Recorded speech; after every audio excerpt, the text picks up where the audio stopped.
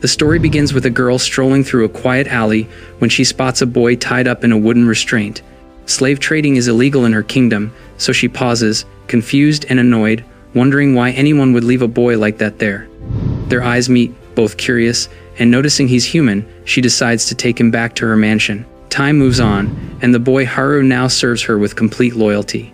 One lazy afternoon, the princess lounges on her throne, complaining that nothing excites her anymore. She's tried adventures, big events, everything, yet life remains too peaceful and boring. She turns to Haru and asks if there's anything she hasn't done yet. Haru smiles and says, "You should get married." She scoffs, asking who on earth she'd marry, and he casually points to himself. She freezes, face turning bright red as she snaps at him for joking. When he adds that 8 children sounds about right, she nearly yells in disbelief. But Haru stays calm, saying there's no need to panic. Their bond has always been strong. She denies it, confused, but he tells her gently that from the moment she rescued him, his world revolved around her. She taught him everything, and it only felt natural to imagine a future together. Flustered, she storms off, replaying memories the way he used to feed her during long nights, how he rubbed her back when she was tired. Maybe she did give him the wrong idea. Seeking clarity, she goes to the kitchen and tells her maid, Mabel. Mabel laughs softly, saying Haru has always been a bit clueless and says whatever pops into his head. Still, he was just a child when she took him in. The princess sighs, admitting humans grow up too fast, and Haru has become a rather handsome man. Her cheeks heat up, and Mabel immediately teases her, asking if she likes him. The princess panics, insisting absolutely not, though her blush says otherwise. She tries to reason with herself. She's known him since he was small, and besides, she's 340 years old. Mabel just nods like that explains everything. Later, as she heads toward Haru's room, she realizes Haru's feelings have always been obvious, and the strange part isn't that he confessed, it's that they're not already together. She remembers all the times Haru praised her, how he'd tell her every hairstyle suited her perfectly, always leaving her cheeks warm. When the maid finally reaches Haru's room and steps inside, she finds the princess already there with him. Casually, she brings up how Haru once said he wanted to marry her lady, scolding him in a light-hearted tone. Haru, holding the princess close, declares he wasn't joking back then and isn't joking now. He says he loves his master completely and means every word. The princess's face burns bright red, and then he adds, without hesitation, that he'd feel full for 3 meals just by licking her from head to toe. She yells at him to cut it out. The maid laughs and teases that they might as well get married now. The princess panics, insisting that's not what she meant, but Haru beams and says that sounds perfect to him. Flustered beyond belief, she waves her hands and says they can't just jump to marriage and should at least start with dating first. She mutters that he's truly impossible. Haru tilts his head, confused, asking if they weren't already dating. Clearly, they're not on the same page. He shrugs and says they should just start now. She stammers, trying to regain composure, reminding him that she's his master, he's her servant, and they're literally different races, though she quietly admits it's not impossible to try. Her cheeks glow as she says this, and the maid can't help but notice how happy she looks. The princess, flustered, casually brings up eating parfaits together, and the maid silently thinks they're a ridiculously clueless couple. Memories flash in her mind, Haru brushing the princess's hair, styling it, spoon-feeding her desserts, bathing her, even sleeping beside her when she was lonely. But today feels different. When the maid questions Haru, he just hugs the princess tightly, making her blush even deeper. He smiles and says moments like this aren't meant for a simple servant and master, they're a couple now, and he's genuinely happy. Overwhelmed, the princess apologizes softly and asks to stay in his arms a while longer. Later, sitting alone in her chair, she admits to herself that it's actually nice. She wonders if dating like this really could lead to marriage. Hugging her pillow, she remembers him talking about wanting 8 kids and thinks maybe that doesn't sound too bad until she realizes what having children actually requires, burying her burning face into the pillow. Haru suddenly speaks from behind her, making her jump. She spins around, flustered, demanding to know how long he's been standing there, insisting she definitely wasn't thinking about children. He simply tilts his head, asking if she's sure. Her blush deepens as she wonders why she's having such embarrassing thoughts. He removes his coat and loosens his tie, stepping closer. She freezes, wondering what he's planning. He says he was only asking if that's what she meant, and she panics, telling him to forget everything. He teases her gently, saying she doesn't have to be shy. She whispers that it's too much, and he smiles, saying he loves how honest she is. She blushes again, insisting they need to be absolutely certain before rushing anything. Haru reminds her they're a couple, so nothing is wrong, leaning in, until she blurts out that they should put all marriage talk on hold. Haru stops mid-move, stunned. Later, as she sits alone, thinking quietly, he approaches and softly asks if she's still angry. She says no, not really.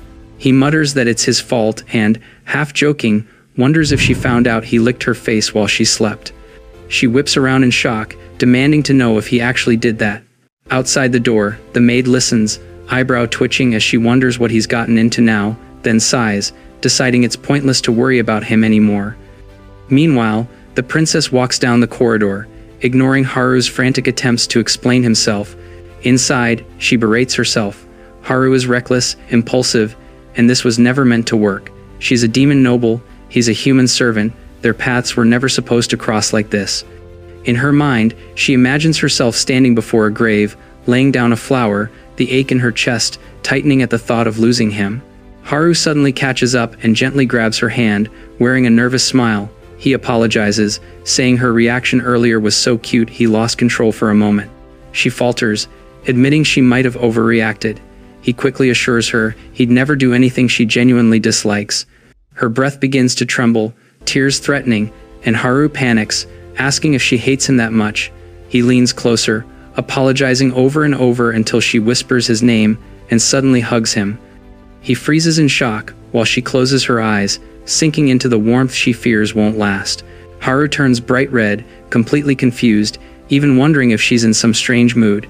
She looks up with damp lashes and tells him this is revenge now. He understands how she felt, so he better not say stupid things again. Haru laughs nervously and promises. She grips his arms tighter, thinking about how his touch, his voice, his warmth will someday disappear. So even if it's temporary, she wants to hold on to it. Quietly, she asks him to take her hand. He smiles, and then mutters something about her periods. She blinks in total confusion before snapping at him, demanding what he's even talking about. A memory rises. When she first brought little Haru home, he trembled in bed, clutching his pillow. She called him closer and wrapped him in her arms. Being the only human in a house full of demons, it was natural he'd be scared. She promised to protect him forever, and he whispered a small goodnight before drifting off. Now, lying beside him in the present, she blushes. Back then, she used to hold him protectively, now he's the one holding her. His voice that night had sounded oddly suggestive without him realizing it. Morning comes, she sits up and watches him sleep peacefully, thinking about how deeply he must like her, but doubt creeps in. Should they really keep sharing a bed? What if he tries something? Haru wakes up cheerfully, while she steps away, trying to calm her racing thoughts. Later, while reviewing documents, she notices him watching her. He asks if something's wrong. She hesitates, then asks whether, now that he's grown, he doesn't feel embarrassed sleeping beside her. His relaxed smile gives her the answer, but she pushes further, asking if it doesn't bother him as a guy. He tilts his head, confused. She awkwardly hints that maybe he gets nervous. Haru gently takes her hand and urges her to be clear. She stumbles over her words, face burning, and his simple honesty hits her like a bolt. He admits her scent excites him, that her soft breathing stirs him, and that she even calls his name in her sleep. Her entire face goes crimson as she yells at him to stop talking immediately. Later, curled in a chair, she mutters that she should have never asked. The maid smirks, saying Haru is still a boy at heart, so of course such things slip out sometimes. She adds that the fact he's always been respectful speaks volumes. The princess blinks and murmurs a soft reply. The maid watches her fondly, thinking how innocent her lady remains despite her age. Gently probing further, she asks why the princess had been perfectly fine sharing a bed until now. The princess sighs and admits that deep down, she still sees Haru as the child he used to be. After living so long, it feels like only yesterday he was a little boy curled beside her. Accepting that he's grown up still feels strange to Haru. The maid just nods with a warm smile, saying it's expected her lady has raised him all this time, so of course he's precious to her. The princess agrees easily, calling him the apple of her eye. The maid laughs, admitting Haru has always felt like a little brother to her too. She remembers the shy, obedient boy who used to follow them everywhere, and the princess even recalls how he once got chased by gray poons and cried his heart out.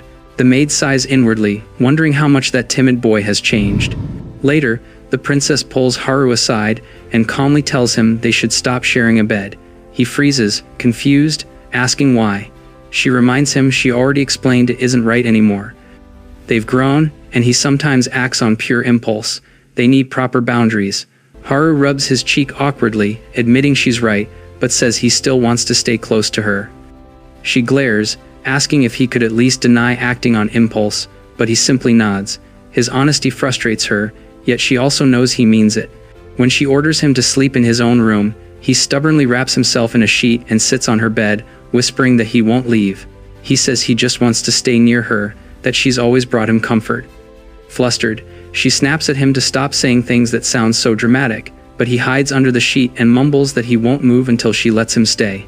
She sighs, knowing he only gets this stubborn during moments like this. She tells him he's not a kid anymore. Haru sits up, eyes closed, voice trembling, saying she still treats him like one. He wonders if she preferred him when he was smaller, because now, maybe she doesn't need him at all. He admits that when he's alone, old memories always come back, and it becomes hard to stay calm. He apologizes, saying he knows he should be stronger. Without a word, she pulls him into a gentle hug. Surprised, he asks what she's doing, and she softly tells him he should have said something sooner.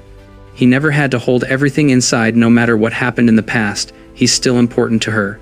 Whether as family, companion, or something else later, he'll always matter deeply. Realizing what she just implied, she fumbles to clarify they'd take things slow, and nothing is decided yet. He smiles, teasing her by asking if that means he can stay for tonight.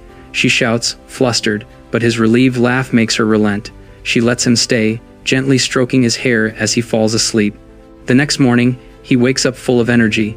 The maid notices immediately. He usually wakes up half asleep. The princess blushes and mutters that a lot happened last night, and she finally understands him a little better.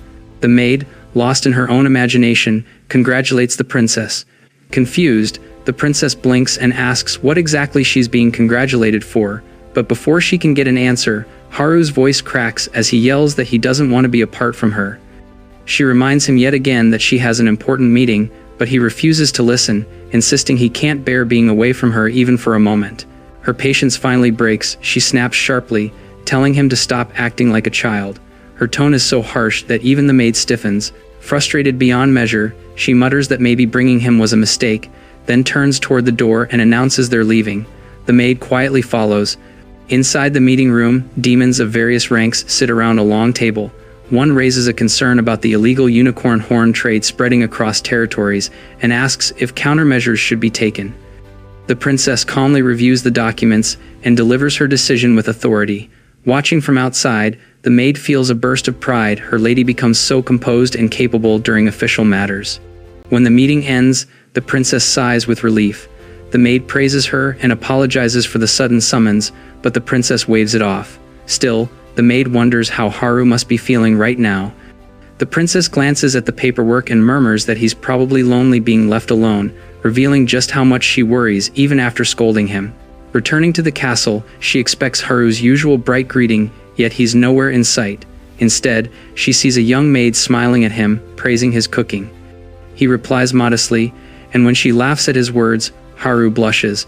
Watching from the doorway, the princess freezes. Who is that girl? And why is he acting so different? Before her irritation boils over, Haru turns, spots her, and rushes over to embrace her warmly. She doesn't respond, and simply says she'll be in her room. Haru watches her walk away, confusion weighing on him. He wonders aloud if she hates him now. The other maid smirks, teasing him about their fight. Haru says her expression today felt different, something he's never seen before, and oddly, part of him feels happy about it. She teases him again, and he shrugs, saying the princess probably realized the maid is more capable than he is. When she blushes, he immediately ruins it by adding that she's also a terrible cook, non-stop talkative, and has awful drinking habits. Furious, she grabs him by the collar, but when he panics that the princess might hit him instead, she groans and agrees to talk to her. Entering the princess's room, she finds her sitting with her face buried in her hands. Gently, she asks what's wrong. The princess looks up, cheeks flushed, and admits that seeing Haru so close with another woman made her chest ache and her stomach twist, and she has no idea why.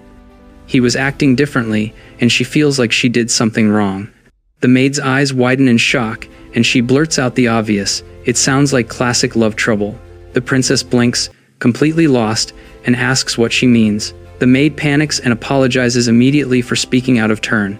Trying to brush past the awkwardness, the princess sits beside her and quietly asks if she knows anything about this strange feeling. The maid hesitates, admitting she only knows a little, and even that is mostly guessing. Inside, she cringes, thinking how embarrassing it is to pretend she understands romance when she has zero experience herself. But when the princess suddenly stands and insists she explain anyway, she panics and blurts that it might be better if her lady talked to Haru directly.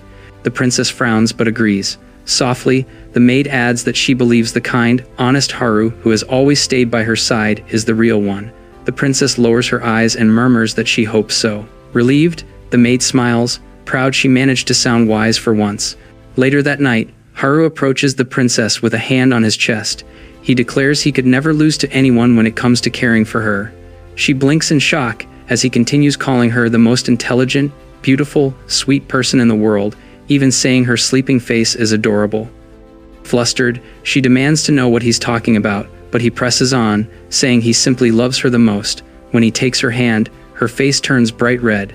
Embarrassed, she tells him to stop saying such things, but his expression softens as he begs her not to cast him aside. Seeing the sadness in his eyes, she pinches his cheek and tells him not to be ridiculous. She's never even thought of abandoning him. When he sulks and asks why she was so cold earlier, she stumbles over her words. Sitting across from him, she finally admits she doesn't fully understand it herself. It's a feeling she's never known before, but seeing him so close to another woman made her chest ache, and his gentlemanly behavior with others startled her. He smiles quietly, making her blink and ask what's so funny. He whispers that it's jealousy. She repeats the word softly, stunned. He thinks she's impossibly cute and hides his face. When she asks if something's wrong, he says he just lost his composure. She checks if he's okay, but he only teases her again for being jealous. Flustered, she snaps at him, but he gently cups her cheeks and suggests they could practice proper gentleman behavior now. She quickly backs away, heart pounding, while he sighs in disappointment. The next day, while reading documents, she calls Haru but gets no answer. Outside, he's talking to another maid who asks if they can talk later.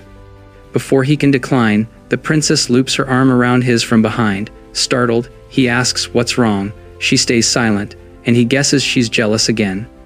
She snaps at him not to look so pleased, but he reassures her softly his devotion will always be hers. Her cheeks burn as she yells at him to stop looking so happy. The following day, Haru excitedly rushes over and says they should go on a date. She looks at him with softened eyes but says nothing. He rubs his head nervously, insisting it was just a thought, but reminds her they've never actually gone on one. She sighs internally. This kid really finds time to think about such things during work. When he points out they have no plans this afternoon, she realizes he knows her schedule too well to escape. In her room, brushing her hair, she mutters that he never listens and she never gets any free time anyway. She stares at her outfit, wondering if this is strange. Just then, a maid walks in and asks to speak with her. Startled, the princess covers her head and snaps, demanding to know what it is. The maid quickly reassures her it's nothing important, though inwardly she wonders if she's interrupting something private. Complimenting her hair, she asks if her lady will be going out today. The princess smiles shyly and admits she bought these clothes long ago, but never got the chance to wear them. Since she's finally free, she thinks it wouldn't hurt to try something new. She quickly adds that Haru will be coming too. It's not a date, she insists, though he might call it one. The maid smiles knowingly. It very obviously is. Later, as Haru walks ahead in excitement, she tugs his sleeve and tells him he's walking too fast. He blinks, then apologizes with a beaming smile, explaining he's just thrilled they're going out together. She says she's glad he's excited but asks him to slow down. He leans closer with a cheeky grin and suggests they hold hands so they won't get separated. She immediately suspects he planned this. He points out there are no other maids around, making her hesitate. She murmurs that it might be too bold, but he still gently takes her hand, promising it's just for today. After thinking for a moment, she softly agrees, just for a bit. Haru lights up and clasps both her hands at once, making her snap at him for not listening properly. Laughing, he asks where they should go first. She sighs internally, he's too good at disarming her, but tells him he can choose. He tilts his head, asking if she's sure, and she narrows her eyes, accusing him of dirty thoughts. He jokes that if you ask a teenage boy where to go, he'll obviously choose a love hotel. Horrified, she immediately declares they're going to a clothing store, and so, she ends up trying on clothes for him. Every time she steps out, he enthusiastically says they should buy that one. She mutters, it's the 5th time he's said that, and starts regretting bringing him here. Still, he beams, saying the outfit suits her perfectly, though maybe another color or something more elegant would be even better. Nearby shoppers whisper that they must be a couple, since the boy looks far too happy to be just a servant. Watching him, she wonders if Haru is just trying to make sure she's enjoying herself. She tells him she doesn't mind going somewhere he wants, as long as it's nothing strange. He completely ignores the warning, clapping at her outfit and praising her beauty. She sighs, he's the one enjoying this the most. He hands her another outfit to try. Across the store, the maid hides behind a rack, smiling faintly. She followed out of worry, but now she just feels like she's intruding on 2 people flirting. When Haru asks where they should go next, the princess silently vows never to go clothes shopping again. At the counter, Haru briskly orders all the outfits to be delivered to her home, making her shout in shock. He simply laughs, reminding her she said he could choose. She blushes and warns him again not to take her anywhere weird. He nods and suggests the theater, saying she always wanted to go. She denies it, but admits she doesn't mind, though her tone stays stiff. Haru muses aloud about sitting in the dark with someone and getting a little closer, making her instantly shut down the idea. She tells him to pick somewhere without hidden motives. He hesitates, thinking. She offers to buy him something or eat out together. He shakes his head, he doesn't want anything. She stares, confused, but he just smiles, saying he's happiest simply being with her. She nods, but inside she wonders if raising him as a servant made him too restrained, always holding back without even noticing. Her thoughts break when he suddenly calls her over, asking if she can take a picture wearing a cosplay outfit. With no escape, she reluctantly poses while he gleefully takes photos. She warns she will never do this again and threatens to destroy him if he shows anyone. He agrees instantly, then asks if she wants to see them herself, earning another loud shout. Trying to sound stern, she reminds him to think carefully about how he spends money. He should use it on himself instead of her. She appreciates his kindness but admits she's worried about him. He then asks if he can measure her finger size, making her suspicious. He insists it's a joke, but she stares, unconvinced. He smiles awkwardly and admits he measured her finger while she was asleep. Shocked, she demands to know why. He explains it wasn't her ring finger, he just wanted an impression. His voice softens as he says he knows he can't stay by her side forever, so he wanted something to remember her by, something that could last hundreds of years. The princess suddenly stands and tells him to never think that way. She promises she'll never forget him. Her voice shakes with emotion, drawing curious glances from nearby tables. He leans in and whispers that everyone's watching. She quickly apologizes for losing her composure. At a nearby table, a man lowers his newspaper, eyeing a photo that looks like her. Another comments how rare it is to see a human with a demon royal, especially one dressed in fine silk. Realizing what tomorrow's headlines might say, the princess silently dreads the scandal that's about to unfold.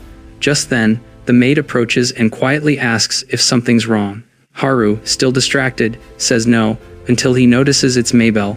She leans in and whispers that she'll take care of the bill, and he should get the princess out before anyone recognizes her. Haru nods, turns to the princess, and softly says, "My lady."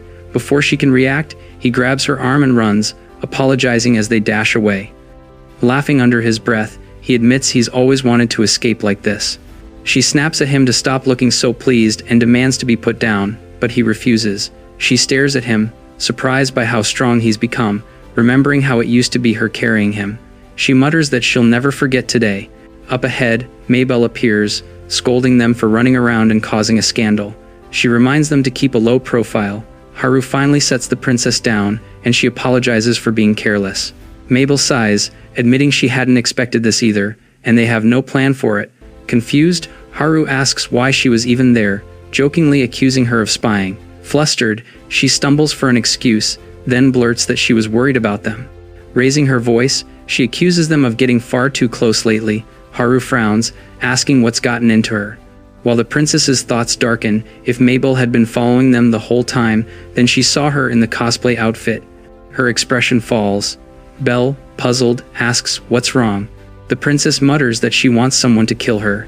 Concerned, Haru leans closer and tells her she still looks beautiful, even now.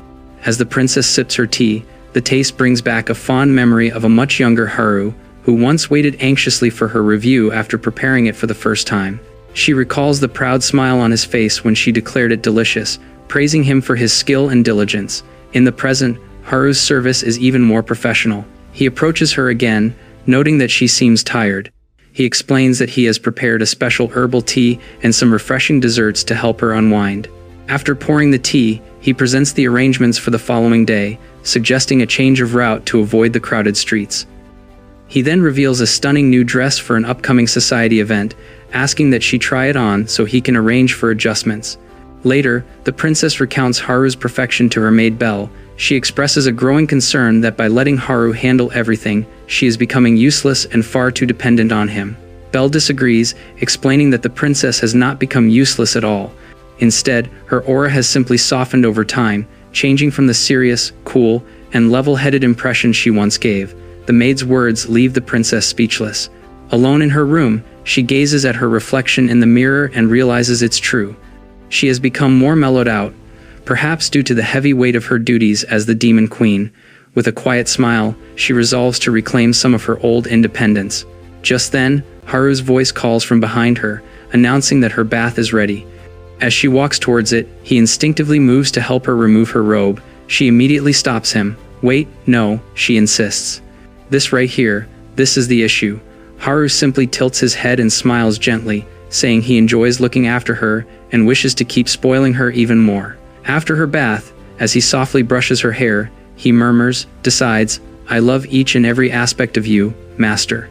Blushing, she looks away and shyly insists, "For the last time, stop saying that so freely." That night, the princess lies awake, her mind replaying the day's events. The next morning, she sits in her room, lost in thought, stealing her resolve. She sees it as a challenge to live her daily life without relying on Haru. Just then, he enters with a cheerful good morning and immediately offers to help her change her clothes. The princess politely refuses, insisting she will do everything herself today. He protests, reminding her that this is his job, but she holds firm, suggesting he go help Belle instead. His desperation grows. He resists, stepping closer with a new dress in his hands and placing his hands on her shoulders. He dramatically declares that looking after her is his very reason for existence and asks if she plans to rob him of it. Annoyed, the princess retorts that his existential purpose is a bit of an issue for her and repeats that she will be handling things herself. As she tries to move past him, he blocks her path, much to her frustration. Watching from a distance, Belle observes the interesting standoff, musing on how their roles have completely reversed from what they used to be. The scene shifts to a memory of the past, where the princess calls over a much younger Haru. She gently dries his hair with a towel, warning him not to catch a cold and promising to read him a book she found for him in the city that day. Back in the present, the memory seems to fuel Haru's impassioned plea.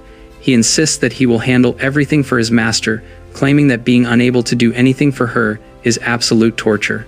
Exasperated, the princess finally surrenders, raising her hands in defeat. She agrees to a compromise.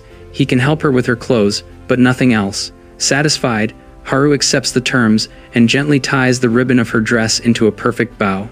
The princess notices a loose button on Haru's sleeve. She sees this as the perfect chance to prove her usefulness.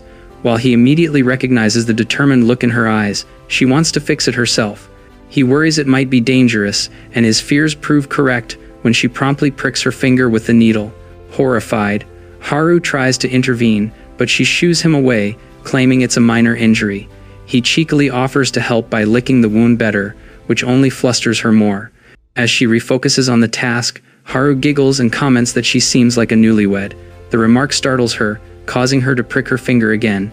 He can't help but giggle, telling her she's incredibly cute when she tries her best for him. Listening from outside the door, Belle grows annoyed with their constant back and forth. The princess finally finishes the admittedly clumsy stitching. Despite the poor job, Haru accepts the shirt with a beaming smile, declaring the work magnificent and promising to cherish it for life. The princess blushes at his over-the-top praise, while Belle sighs from the hallway, muttering about the dumb couple. That night, the princess sneaks off for a bath alone, proud to have slipped past Haru. But once in the tub, she realizes there's no soap and instinctively calls his name, then stops herself, frustrated. It's been so long since she bathed alone. The tub feels oddly empty. Curling up in the warm water, she scolds herself for growing so used to him.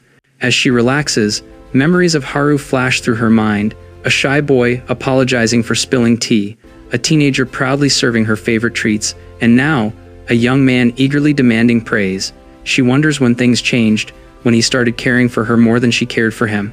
Later stepping out, she's surprised to find Haru waiting. He asks where she went, shocked to hear she bathed alone. Annoyed, she snaps that it's normal and questions why he insists on serving her so much. Haru turns serious. He says serving her is his whole reason for existing. He feels different from others, like nothing matters except being useful to her. She turns away, uneasy with his devotion, and quietly asks if he'd still care for her if she were more like her old self, dignified, serious, and cool. Haru simply giggles, asking if that was what was bothering her. He looks at her warmly and insists that the master he loves hasn't changed one bit and that she will forever be his attractive, beloved master. His heartfelt words widen her eyes. She looks down, whispering, "That's a lie, right?" Haru insists that it's not a lie, showering her with a torrent of compliments, calling her attractive, cool, beautiful, and as bewitching as a rare diamond.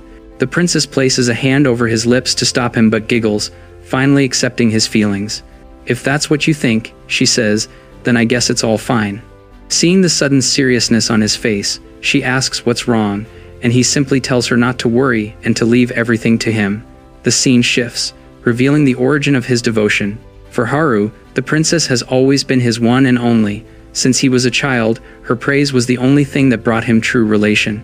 He constantly asked himself how he could be more useful to his favorite person and how he could make her smile more. It was then that he decided to devote the entire purpose of his existence to her. The story returns to the present, with Haru serving the princess a new flavor of tea he wants her to try. She seems distant, commenting on how much he has grown up and changed. He doesn't quite understand, but she smiles warmly, holding her cup.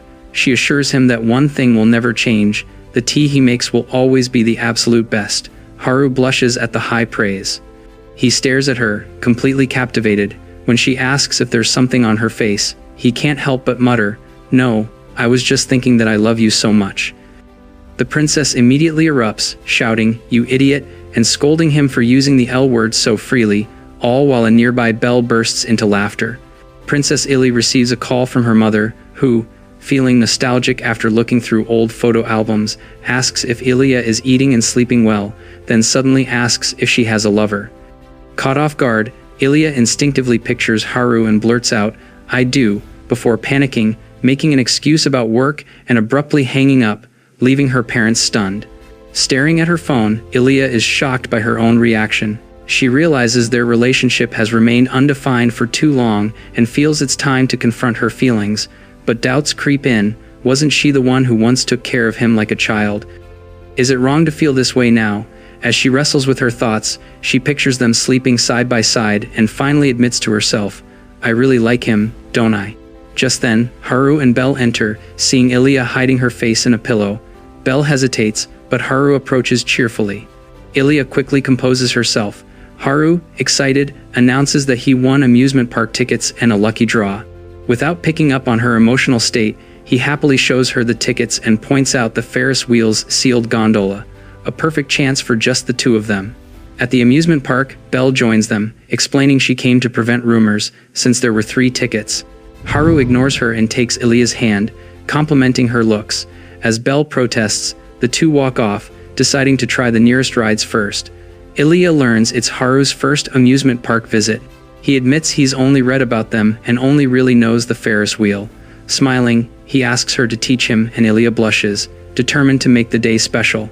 While approaching a ride, Haru suddenly pulls her close, saying he read that it's a ride where couples are supposed to sit together. Ilya suspects he's pretending, but he insists he's never lied to her, something she quickly disputes. Trying a different approach, he offers her ice cream and sweetly asks, "Open wide, dear master." Flustered, Ilya tells him to stop, pointing out that Belle is watching. Belle simply waves it off, saying she's already used to their antics. With pleading, uppy dog eyes, Haru insists that he read it's common for people to feed each other at amusement parks. Ilya tells Haru that's definitely a lie. He apologizes, admitting he just really wanted to get closer to her. She reminds him that with Belle present, they need to act in moderation. Surprisingly, Haru agrees and encourages the two of them to go on a ride by themselves, saying he'll wait. On the ride, Belle comments on how rare it is for Haru to act this way, wondering if he's actually becoming more mature. From her seat, Ilya waves down at Haru, and he happily waves back. After the ride, Haru gushes about how splendid it was to wave at her from afar. She silently wishes he would show interest in things other than her for a change. Just then, he stops, captivated by a giant teddy bear prize. She is amused by his unexpectedly childish side, but he clarifies that he wants it so he can wear it as a costume to brazenly flirt with her. She immediately tells him to stop. Next, they arrive at a haunted house, with Belle following curiously. She finds it a strange choice, musing that Haru shouldn't be scared of mere ghosts. Inside, Haru immediately feigns terror and clings to Ilya's hand for safety. Playing along, Ilya promises to protect him. Afterward, Haru goes to get drinks, leaving the two women on a bench. Belle notices Ilya's lively mood has vanished, replaced by a look of dismay. Seizing the moment, Ilya turns to her maid and asks seriously, "There's something I'd like to ask you. What do you think about Haru and me?" A smirk spreads across Belle's face as she muses that, with everything that's happened, there's no other way to describe them but as an idiot couple. When Ilya asks for an honest opinion, Belle confirms that they certainly look like lovers now, even if in the past they sometimes resembled siblings or a parent and child. Ilya admits she has left their relationship vague for too long and feels it's time to face Haru properly, but she is still unsure of what she truly wants to be to him. Belle advises her not to worry, pointing out that there is no precedent for a demon-human relationship. It's something only they can figure out, and there's no need for Ilya to force herself into any specific role. Just then, Haru returns with drinks, waving happily. Seizing the opportunity, Belle grabs both of them. Declaring that they need time to talk things through, she marches them to the Ferris wheel and pushes them into a gondola by themselves. Inside, Ilya is mortified at being ambushed, while Haru seems to be happily wondering how he should thank Belle for setting this up. Flustered, Ilya realizes she has to say something. She takes a deep breath and tells Haru that she has something important to discuss. She begins by apologizing for being unclear about her feelings for so long. She admits that when he first mentioned marriage, she was confused, as she still saw him as the boy she had raised. She confesses he isn't the only one who has changed. She can no longer think of him as just a child. She explains her internal struggle, how she tried to limit her role to that of his guardian, believing a relationship between their two species could never go smoothly. Finally, looking down and clutching her skirt, she looks at him and says, "But I really like you, Haru.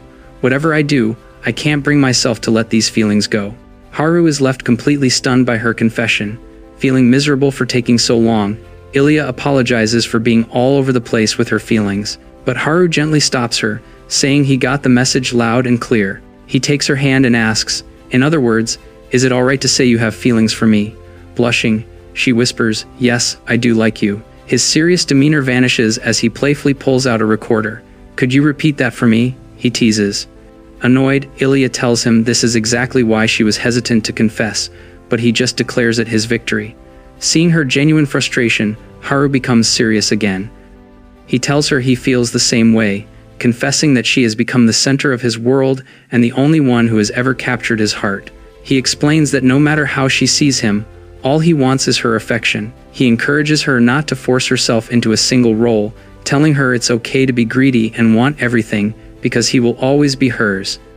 As he speaks, Ilya looks down and is stunned to see a new ring on her finger. Haru smiles, asking if, with marriage in mind, they can officially start dating.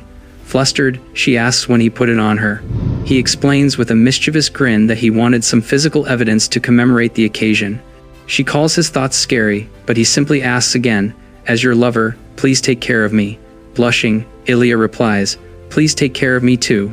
As the new couple exits the ride, Belle watches them, concluding that things went well. Haru promises he'll do his best to make Ilya fall for him completely as a man. Ilya, however, sets some ground rules. Their relationship must be kept secret from everyone but Belle, and any talk of marriage is off limits. She explains that because he is human, he is not yet an adult, and she wants him to be able to take care of himself before making such a serious commitment. Haru pouts but agrees to do his best. Watching them, Belle thinks to herself that Haru's future won't be easy. Later, when Haru and Ilya are alone, He points out that it's just the two of them.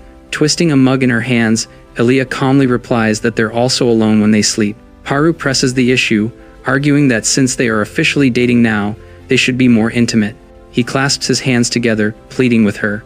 However, Ilia has a different idea for how their relationship should change. You see, Haru, she begins, would you stop calling me master? Confused, Haru asks if she is telling him to leave. Frustrated, Ilia clarifies that's not what she means at all. She explains that since they are properly dating, their master-servant dynamic has to evolve. She makes her request. When they're alone, Ilia quietly tells Haru to call her by her name. The suggestion stuns him, and he excitedly asks if she really means it. She sets the rule, clearly he can only use her name when no one else is around. He tries saying, Ilia-sama, which makes her cringe. He teases that she's embarrassed, and she immediately denies it. The next morning, Ilia sits beside him, trying to wake him gently. The thought slips into her mind, we're lovers now. Before she can recover, Haru opens his eyes and sleepily whispers her name. Flustered, she turns away after greeting him. As she tries to calm herself, he suddenly pulls her into a warm hug, telling her she's still adorable. She objects, but he insists he needs morning affection since he can only be close to her in private. 10 minutes later, he's still holding on. When she says she needs to change, he leans in like he wants a kiss, bargaining for a service if she wants him to release her. She snaps that he's completely lost control and lays down strict rules. In public, he must stay professional, no clinginess, no casual touching, no using her name. He agrees, but asks for one last hug, which she reluctantly allows before he tries to stretch it again. In her office later, Ilia is too distracted by his morning antics to focus on work. Belle notices the princess blushing to herself and whispers that her smile is going to expose everything.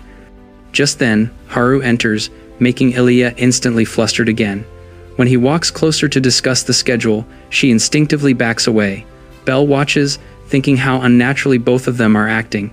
During a break, Belle finally sits them down and tells them they're making things harder than they need to. Ilia admits she's self-conscious and trying too hard. Haru then innocently asks if they can still do secret romantic things, like holding hands in hidden spots. Belle rests her forehead in her hand, wondering how long she'll survive this. When Ilia asks if that would really be enough for him, he admits that being near her without being able to touch her is torture. Ilia makes a promise. If he behaves at work, they can do as he likes once they get back. This sends Haru's imagination into overdrive. He snaps to attention with a salute and declares, Roger, for Lady Ilia's sake, I shall put my heart and soul into this task.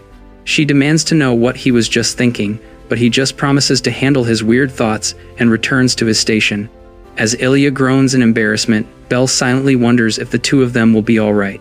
Back at their desks, Haru's attitude is completely professional as he brings Ilia another document. She is struck by his sudden change in demeanor and tries to compose herself. As she focuses on her work, she glances up and sees Haru give her a small secret smile from across the room, making her heart flutter all over again. After work, Haru professionally wishes his master a good evening. Ilia finds herself feeling unexpectedly uneasy with his professional distance. She was the one who told him to be less clingy, but when he finally takes her hand, she can't help but get flustered. He notices her reaction and asks if something is wrong, but she just blames him, leaving him confused. Later, at bedtime, Ilia comments on how surprisingly composed she was during the day, feeling confident their secret is safe. Haru, however, admits it was very tough for him. He then reveals a new perspective he's discovered. Holding back all day is a joy itself. Ilia finds this a bit scary. He pulls her into a tight hug, explaining that because he has to restrain himself at work, being with her like this at night is all the more enjoyable. As he whispers her name, he's surprised she isn't resisting. She tells him she has no reason to as long as he doesn't try anything weird. The next morning, Ilia reminds Haru that he has to separate again.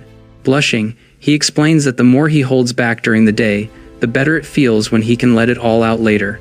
He then reminds Ilia they haven't done their morning recharge yet. When she hesitantly asks if it's necessary, he playfully warns that without his hug, he might not be able to hide his feelings at work, and everyone will find out. Realizing he's found a new way to tease and pressure her, Ilia blushes and reluctantly hugs him. Just outside the door, another maid overhears everything and turns red herself. On a quiet afternoon, a sleepy princess rests her head on Haru's shoulder. The calm is shattered when Belle sprints into the room, announcing that something important has come up and the princess must come quickly. Ilya sits up, flustered at being seen in such an intimate position, but Belle ignores it, insisting they must go. Belle explains they have an unexpected visitor who specifically requested to see Ilya. When they enter the room, Ilya's eyes widen in shock. A girl sits casually sipping coffee. "Yo, it's been a while, Ilya," she says. As Haru wonders who the guest is, Belle quickly pulls him aside and whispers that it's Manhwa, the powerful demon queen of the eastern continent and an old acquaintance of Ilya's. She explains that Manhwa is in the country on business and often mocks their kingdom for becoming soft. Manhwa then eyes Haru and, with a smirk, asks if keeping humans as pets is the new trend, making Haru stiffen in shock. She dismisses the other servants but allows Haru and Belle to stay, saying she wants to hear all about Ilya's recent life. As Manhwa smiles, Haru is filled with a sense of dread, wondering what this person truly plans to do to his master. Manhwa stands up and pulls Ilya into a tight hug, calling her big sis. The affectionate gesture immediately shocks Haru.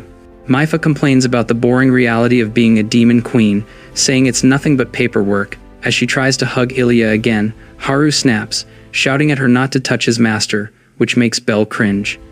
Facing Manhwa's questioning gaze, Ilya formally explains that she adopted and raised Haru, and he now works as her servant. Internally, Manhwa is annoyed, having never heard about Ilya adopting a human. She abruptly leaves the room. Worried she will get lost, Ilya says someone must find her. Haru immediately volunteers. When Ilya questions why, given their hostile first meeting, he confidently states, "Because I'm your lover," leaving her taken aback by his boldness. A few minutes later, Haru finds Manhwa sitting alone. She asks if he's come to laugh at her, but he explains he's only there because his master would be mad if she didn't return. Looking away, Manhwa confesses her feelings. She explains that she has always wanted to be just like her big sis, strong, cool, and calm. Ever since Ilya met Haru, everything about her has changed. She's been acting flustered, blushing over the smallest things, and showing expressions Manhwa has never seen before. To her, it feels like Ilya isn't the same sister she grew up with, and that difference leaves Manhwa feeling quietly, painfully lonely.